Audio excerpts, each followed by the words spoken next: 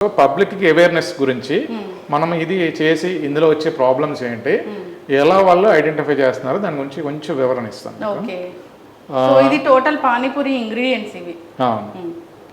So ఇప్పుడు పానీపూరి చేసినప్పుడు పుదీనా వాటర్ చేసినప్పుడు న్యాచురల్గా పుదీనా తీసుకుని ఇందులో బ్లాక్ సాల్ట్ వేసి కలిపినది వాటర్ యాజ్ సచ్గా ఈ కలర్ చూడండి నార్మల్గా ఉంది, న్యాచురల్ లైట్ కలరే ఉంటుంది.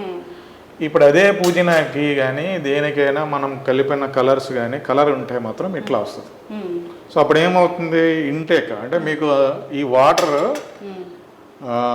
ఫస్ట్ వాటరే కంటామినేటెడ్ వాటర్ ఉందనుకోండి, బ్యాక్టీరియా దాంట్లో ఉన్న వాటర్తో ఇటువంటి మిక్సప్ చేస్తే బాడీలోకి వెళ్తే బాడీలో మీకు ఎప్పుడైతే మనం ఇంటేక్ తీసుకున్న తర్వాత 2-3 days తర్వాత ఎక్యుములేట్ అయ్యి బ్యాక్టీరియా ప్యాథోజన్స్ ఏదైతే ఉన్నాయో అవి మీకు బాడీ మీద హీట్ అంటే నథింగ్ బట్ టెంపరేచర్ రావచ్చు, హెడేక్స్ రావచ్చు, ఏదైనా జరగచ్చు, అంటే ఫీవర్, వామిటింగ్స్, ఎనీథింగ్ సంథింగ్ ఒక సైడ్ ఎఫెక్ట్ 3-4 days తర్వాత వస్తుంది.